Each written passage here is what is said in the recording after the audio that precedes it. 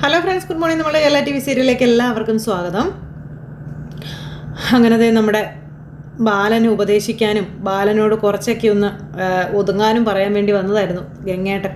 ആ ഗംഗേട്ടനെ പൊളിച്ചടിക്ക് വലിച്ചു കീറി ഇറക്കി വിട്ടു നമ്മുടെ ബാലേട്ടനെ. അപ്പോൾ ബാലേട്ടനാണെങ്കിൽ ഇദ്ദേഹം ഇറങ്ങിപ്പോരുന്ന സമയത്ത് അലീന അവിടെ ബ്രേക്ക്ഫാസ്റ്റൊക്കെ ഉണ്ടാക്കി വെച്ചിട്ടുണ്ടായിരിക്കും, കഴിച്ചിട്ടേ പോകാവുള്ളൂ, സ്വന്തം പെങ്ങളുടെ മകളാണെന്നുള്ള ബോധം വേണം എന്നൊക്കെ പറഞ്ഞുകൊണ്ട് ഒരു ഡയലോഗും കൂടെ അങ്ങ് ഇറക്കി. അത് കേട്ട് കഴിഞ്ഞപ്പോഴത്തേക്ക് നമ്മുടെ ഗംഗേട്ടൻ ബാലേട്ടനെ ഇങ്ങനെ നോക്കിക്കൊണ്ട് ഇങ്ങനെ നിൽക്കുക. എന്നിട്ട് അവിടെ നിന്ന് അങ്ങ് ഇറങ്ങി പോകുക കേട്ടോ. അപ്പോൾ ആ ഒരു ബോധം എനിക്ക് നിന്നേക്കാളും ഉണ്ട് എന്ന് പറയണമെന്നുണ്ട്, പക്ഷെ പറഞ്ഞ അടിയും ചവിട്ടും ഉറപ്പാണെന്ന് അറിയാവുന്നത് കൊണ്ട് അത് പറഞ്ഞില്ല. എന്നിട്ട് ഇങ്ങനത്തെ കാര്യങ്ങളെല്ലാം പറഞ്ഞ് എല്ലാം ഒരു ധാരണയിലെത്തി എന്നുള്ളൊരു ഇതിൽ നമ്മുടെ ഗംഗേട്ടൻ താഴേക്ക് ഇറങ്ങി ചെല്ലും. അപ്പോൾ ബാലേട്ടനാണെങ്കിൽ മുകളിൽ ഇങ്ങനെ ഭയങ്കര ദേഷ്യമാണോ സങ്കടമാണോ പറഞ്ഞറിയിക്കാൻ പറ്റാത്ത ഒരു വിഷമത്തിൽ ഇങ്ങനെ നിൽക്കുകയാണ്. പക്ഷേ ഇവരോട് പറയാനുള്ള കാര്യങ്ങൾ പറഞ്ഞതിൻ്റെ ഒരു ആത്മസംതൃപ്തിയും അദ്ദേഹത്തിൻ്റെ മുഖത്തുണ്ട്. അതെല്ലാം കഴിഞ്ഞ് താഴെ പിള്ളേർ സംസാരിച്ചുകൊണ്ടിരിക്കുകയാണ്. അതായത് നമ്മുടെ കൃഷ്ണയും അതുപോലെ തന്നെ അലീനയും മനുവും അപ്പുറം സൈഡിൽ ഇരിപ്പുണ്ട്. അപ്പോൾ ഇവരിങ്ങനെ സംസാരിക്കുന്ന സമയത്താണ് അങ്ങോട്ടേക്ക് ഗംഗേട്ടൻ ഇറങ്ങി വരുന്നത്. ഗംഗേട്ടൻ ഇറങ്ങി വന്നപ്പോൾ ഇവർ 3 പേരും നിൽക്കുകയല്ലേ. അങ്ങളെ ഭാരതേന്ദ്രങ്ങൾ എന്താ പറഞ്ഞെന്ന് ചോദിച്ചു മനു അന്നേരം വേഗം ചെന്നു. താഴെ അലീന ബ്രേക്ക്ഫാസ്റ്റ് ഉണ്ടാക്കി വെച്ചിട്ടുണ്ട്, അത് കഴിച്ചിട്ടേ പോകാവുള്ളൂ എന്ന്. എന്താ അലീന, ബ്രേക്ക്ഫാസ്റ്റ് റെഡി ആണോ എന്ന് ചോദിക്കുമ്പോൾ ബ്രേക്ക്ഫാസ്റ്റ് റെഡിയാ, ഞാൻ എടുക്കട്ടെ എന്ന് ചോദിച്ചു. എന്തായാലും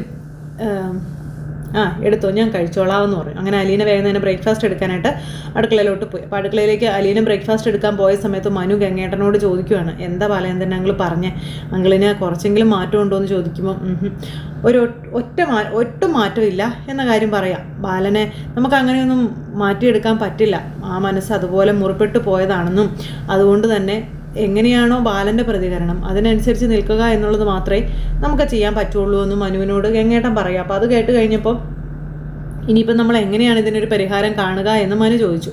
ആ പരിഹാരം കാണണമെന്നുണ്ടെങ്കിൽ വൈജ ഒതുങ്ങിയാൽ മാത്രമേ കാര്യങ്ങൾക്ക് തീരുമാനമാവുള്ളൂ എന്ന കാര്യവും അന്നേരം ഗംഗേട്ടൻ ഇങ്ങനെ പറഞ്ഞപ്പോഴത്തേക്ക് അലീന ബ്രേക്ക്ഫാസ്റ്റുമായിട്ട് വന്നു. പിന്നെ അലീന വെച്ച ബ്രേക്ക്ഫാസ്റ്റ് വളരെ സ്നേഹത്തോടെ എടുത്ത് അദ്ദേഹം കഴിച്ചിട്ട് നല്ല ടേസ്റ്റ് ഉണ്ട് കേട്ടോ എന്നൊക്കെ പറഞ്ഞുകൊണ്ട് ഇങ്ങനെ പറയാം. ഞങ്ങളുടെ അലീന ചേച്ചിയുടെ കൈപ്പുണ്യാണ്, അലീന ചേച്ചി എന്തുണ്ടാക്കിയാലും അത് സൂപ്പറാ എന്നൊക്കെ പറഞ്ഞുകൊണ്ട് കൃഷ്ണമോൾ അന്നേരം പറഞ്ഞു. അതേതായാലും കൃഷ്ണമോൾ പറഞ്ഞത് സത്യമാണെന്ന് മനു അന്നേരം സൈഡിൽ നിന്ന് ഇങ്ങനെ പറയാം. അയ്യോ എല്ലാവരും കൂടെ എന്നെ പുകഴ്ത്തി കൊല്ലല്ലേ എന്നും പറഞ്ഞുകൊണ്ട് അലീന എന്നിട്ട് വിളമ്പിയൊക്കെ കൊടുത്തു. എല്ലാം വയറ് നിറയെ കഴിച്ചു. ഇയാൾ എന്നിട്ട് പോയി കൈയൊക്കെ കഴുകി. അതിന് ശേഷം ഞാനിന്ന് നീലഗിരിക്ക് പോവുകയാണെന്നുള്ള കാര്യം അലീനയോട് പറയുവാണ്.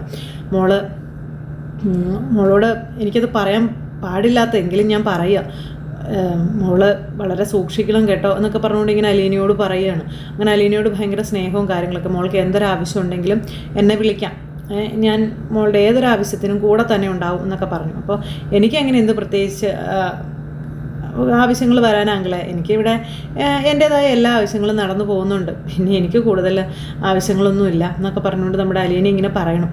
അതെല്ലാം കഴിഞ്ഞ് പിന്നെ മനുവും കൃഷ്ണയും ഒക്കെ ആയിട്ട് സംസാരിച്ചു.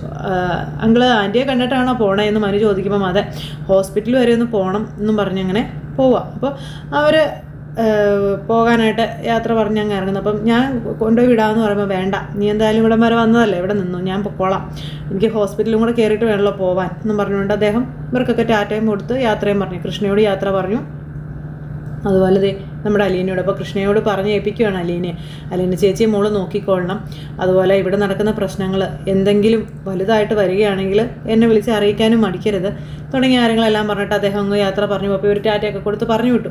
അങ്ങനെ അദ്ദേഹം അങ്ങ് പോയി കഴിഞ്ഞപ്പോഴത്തേക്കും അലീനയും കൃഷ്ണമോളും അകത്തേക്ക് കയറി ചെല്ലുക. അപ്പോൾ ഇവർ രണ്ടുപേരും കൂടെ അകത്തേക്ക് കയറി ചെന്ന സമയത്ത് അങ്കിള് പറഞ്ഞത് കേട്ടല്ലോ, എന്ത് പ്രശ്നം ഉണ്ടെങ്കിൽ എന്നോട് പറഞ്ഞോളണം കേട്ടോ എന്നൊക്കെ പറഞ്ഞ് കൃഷ്ണ ഇങ്ങനെ പറയുക കേട്ടോ അലീനയോട്. അപ്പോൾ അനീതിക്കുട്ടിയുടെ കൈ ചേർത്ത് പിടിച്ചിട്ട്, ഇവിടെ എന്ത് പ്രശ്നം ഉണ്ടായാലും അതെല്ലാം ഞാൻ കാരണം ഉണ്ടാകുന്ന പ്രശ്നങ്ങളായിരിക്കും, അല്ലാതെ ഇവിടെ എന്ത് പ്രശ്നം ഉണ്ടാവാനാ, ഈ വീട്ടിലെ പഴയ സന്തോഷവും ഈ വീട്ടിലെ പഴയ ആ ഒരു അന്തരീക്ഷവും മരണേന്നാണ് ഞാൻ പ്രാർത്ഥിക്കുന്നതെന്ന് ഇങ്ങനെ പറയുമ്പോൾ അങ്ങനെ ഒരു ഭൂകമ്പം ഉണ്ടാവുമെന്ന് എനിക്ക് തോന്നണില്ല എന്ന് മനു പറഞ്ഞ് കയറി വരിക.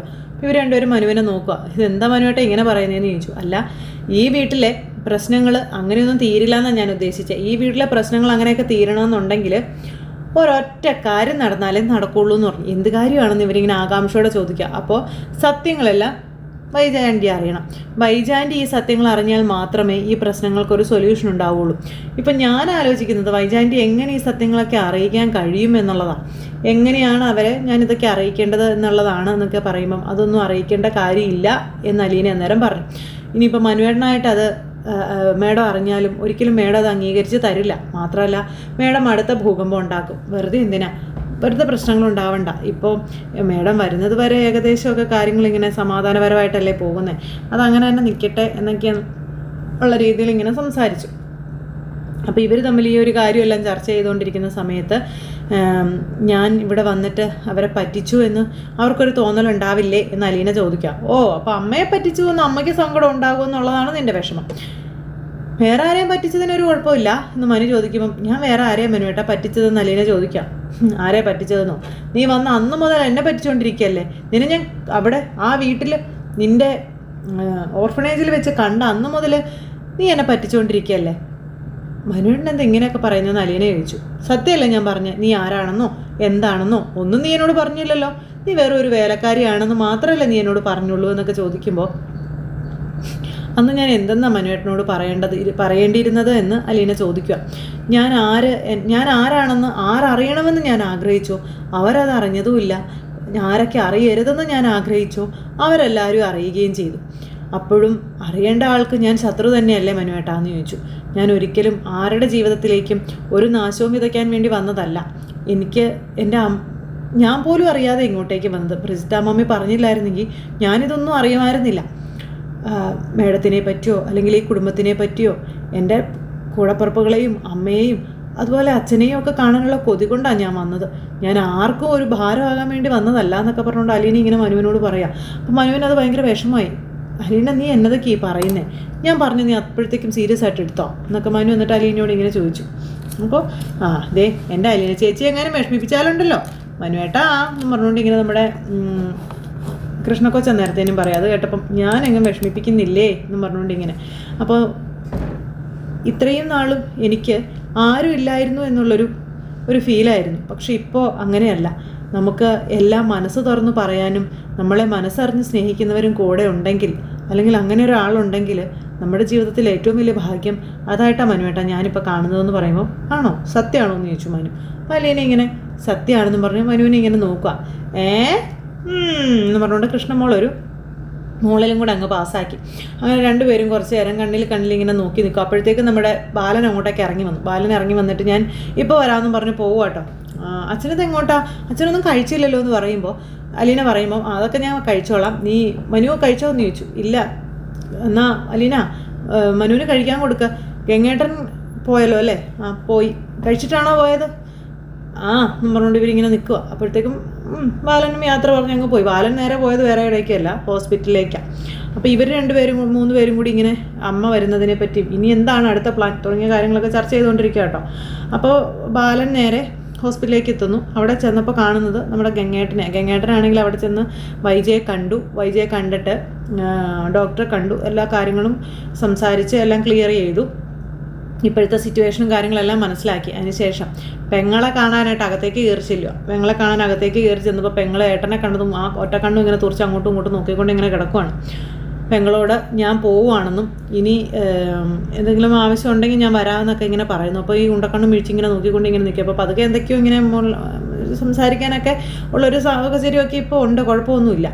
അപ്പോൾ അതേ നമ്മുടെ ചേട്ടൻ അനിയത്തിക്ക് പറഞ്ഞു കൊടുക്കുകയാണ്, നീ ഇനിയെങ്കിലും ഒതുങ്ങണം, നീ ഒതുങ്ങിയാൽ മാത്രമേ നിൻ്റെ ജീവിതം നല്ല രീതിയിൽ പോവുള്ളൂ, ബാലനെ ഒരിക്കലും നീ വെല്ലുവിളിക്കാൻ പോകരുത്, അതിനുള്ള യോഗ്യത നിനക്കില്ല തുടങ്ങിയ കാര്യങ്ങളൊക്കെ ചേട്ടൻ അനിയത്തിക്ക് പറഞ്ഞു കൊടുക്കുന്നുണ്ട്. അപ്പോഴും ചേട്ടൻ പറയുന്നത് കേട്ടിട്ട് ഈ വൈജയന്തി ഇങ്ങനെ കണ്ണിട്ട് ഉരുട്ടിക്കൊണ്ടിരിക്കുന്നതല്ലാതെ ഒരു ഗുണവും ഇല്ല. അപ്പോഴും മാറാൻ പുള്ളിക്കാരി തയ്യാറല്ല. ബാലനെ കുറ്റം പറയാനുള്ള യോഗ്യത നിനക്കില്ല എന്നും നിൻ്റെ മുൻകാല ചരിത്രം എന്താണെന്ന് നീ തിരിഞ്ഞിരുന്ന് ചിന്തിക്കണമെന്നൊക്കെ ഇങ്ങനെ പറഞ്ഞു. ബാലന സ്ഥാനത്ത് നീ ആയിരുന്നെങ്കിൽ എന്ന് നീ ഒന്ന് ചിന്തിച്ചു നോക്കണം എന്നൊക്കെ പറയുക. അതുകൊണ്ട് നിൻ്റെ പ്രശ്നങ്ങൾ ഇനി നീയായിട്ട് വലുതാക്കാൻ ശ്രമിക്കരുത്, അടങ്ങി ഒതുങ്ങി കഴിയണമെന്നൊക്കെ പറഞ്ഞ് കുറേ ഉപദേശങ്ങളൊക്കെ കൊടുത്തു. അപ്പോൾ കുറേ ഉപദേശങ്ങളൊക്കെ കൊടുത്തിട്ട് അദ്ദേഹം ഇങ്ങനെ യാത്ര പറഞ്ഞ് പോവുക. നേരവും വൈജയന്തി ഇങ്ങനെ കണ്ണുരുട്ടി ഇങ്ങനെ കിടക്കുക കേട്ടോ. പുറത്തേക്ക് ഇറങ്ങിയപ്പോഴാണ് ബാലനെ കണ്ടപ്പോഴത്തേക്കും ഗംഗേട്ടൻ ഇങ്ങനെ അത്ഭുതത്തോടു കൂടി നിൽക്കുക. ബാലൻ എന്നാലും വന്നോ, അതും വൈജയെ കാണാൻ വന്നോ എന്നുള്ളൊരിതിലെ. അപ്പോൾ ബാലേട്ടൻ ഇങ്ങനെ വന്നിങ്ങനെ നിൽക്കുന്നു. അപ്പോൾ ഇയാൾ ഇങ്ങനെ അവിടെ നിൽക്കുന്നത്. അപ്പോൾ ഗംഗേട്ടൻ നേരെ ഇങ്ങോട്ടാണോ പോകുന്നതെന്ന് ചോദിച്ചു. എന്തായാലും ഞാൻ പോവുമല്ലേ, അപ്പോൾ വൈജയെ വന്ന് കണ്ട് സംസാരിച്ചിട്ട് പോകാമെന്ന് കരുതിയിട്ടാ വന്നേ എന്നും പറഞ്ഞുകൊണ്ട് ഇങ്ങനെ അദ്ദേഹം പറഞ്ഞു. എന്നിട്ട് പെങ്ങൾ എന്തു പറഞ്ഞു? പെങ്ങളോട് കാര്യങ്ങളെല്ലാം ഞങ്ങൾ അവതരിപ്പിച്ചോ എന്ന് ചോദിക്കുമ്പം ഞാൻ എന്ത് പറയാനാ ബാല, ഞാൻ എങ്ങനെ അവളോട് പറയാ? അവളോട് കുറച്ച് മര്യാദ പാലിക്കണമെന്ന് ഞാൻ പറഞ്ഞിട്ടുണ്ടെന്ന് പറയുമ്പോൾ അതില്ലാത്ത ഒരാളോട് പറഞ്ഞിട്ട് എന്താ ഗംഗേട്ടാ കാര്യം? മര്യാദ എന്ന് പറയുന്ന ഒരു വാക്ക് പോലും അവളോട് നിൽക്കേണ്ടതില്ല. അങ്ങനെയുള്ള അവളോട് എന്നാ പറഞ്ഞിട്ട് എന്നാ കാര്യമൊന്നും ചോദിച്ചുകൊണ്ടും ബാലേട്ടൻ ഇങ്ങനെ പറയാം.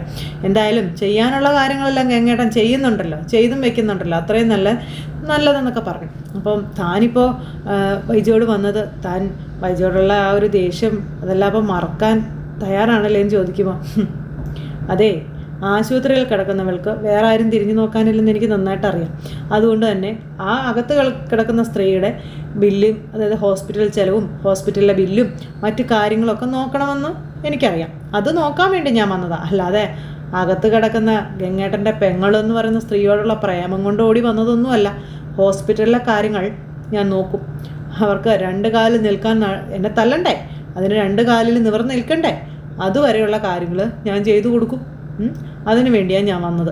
അല്ലാതെ ഇതിന് വേറെ കളറായിട്ടൊന്നും ഗംഗേട്ടൻ എടുക്കണ്ടെന്ന് പറഞ്ഞു. ഇല്ല ബാല, ഞാൻ അങ്ങനെയൊന്നും ചിന്തിച്ചോ ഒന്നുമല്ല ഞാൻ പറഞ്ഞതെന്ന് പറയുമ്പോൾ ഗംഗേട്ടൻ എങ്ങനെ ചിന്തിച്ചാലും എനിക്കൊന്നുമില്ല. കാരണം ഞാൻ അങ്ങനെ ഒരു കാര്യം ചിന്തിക്കുന്നതേ ഇല്ല. അപ്പോൾ പിന്നെ എനിക്കത് ചിന്തിക്കേണ്ട ആവശ്യമില്ലല്ലോ എന്നും പറഞ്ഞ് ബാലൻ എല്ലാത്തിനും ഗംഗേട്ടനോട് തറതല തന്നെ പറയുന്നത്. ബാലൻ്റെ തറതല കേൾക്കുമ്പോൾ ആ മനുഷ്യനാണെങ്കിൽ വീണ്ടും ആകെ ഒരു ചൂളിപ്പോകുന്ന ഒരവസ്ഥ, ഒന്നും പറയാനും പറ്റുന്നില്ല. അപ്പോൾ എന്തായാലും ഞാൻ ഇറങ്ങുകയാണ്. എന്തെങ്കിലും ആവശ്യമുണ്ടെങ്കിൽ ബാലൻ എന്നെ വിളിക്കാൻ മടിക്കരുത്, ഞാൻ ഓടി എത്തിക്കോളാം എന്ന് പറഞ്ഞു. എന്നും പറഞ്ഞുകൊണ്ട് നമ്മുടെ ബാലൻ നിന്നിട്ട് കുറേ മോളിൽ മൂളി കുറേ ആക്കിയ ഡയലോഗും പറഞ്ഞു. അങ്ങനെ അങ്ങ് നിൽക്കുക. അപ്പോൾ അദ്ദേഹം ഇങ്ങനെ അവിടെ നിന്ന് പോകുന്നു. ബാലൻ എന്നിട്ട് അവിടെ ഒരു നെടുവീർപ്പൊക്കെ ഇട്ട് ഇങ്ങനെ എന്തൊക്കെയോ മനസ്സിൽ കരുതി കൂട്ടി നിൽക്കുന്ന ഒരു സിറ്റുവേഷൻ കാണിച്ച് ആ ഒരു രീതിയിൽ നിൽക്കുന്നു. അപ്പോൾ ഇതിൽ കൂടുതൽ വിശേഷങ്ങളൊക്കെ ആയിട്ട് നമ്മുടെ ഇന്നത്തെ എപ്പിസോഡ് വരുന്നുണ്ട്. അപ്പോൾ ആരും തന്നെ മിസ് ചെയ്ത് കളയരുത് കേട്ടോ. ഡയലോഗുകളിൽ ചെറിയ ചെറിയ മാറ്റങ്ങളൊക്കെ വന്നാലും നമ്മുടെ കഥ ഇന്നത്തെ ഇത് തന്നെയാണ്. അപ്പോൾ ആരും തന്നെ മിസ് ചെയ്ത് കളയില്ല എന്നുള്ള വിശ്വാസത്തോടെ വീണ്ടും കാണാമെന്നുള്ള ശുഭപ്രതീക്ഷയോടുകൂടി നിർത്തുന്നു. എല്ലാവർക്കും ടാറ്റാ.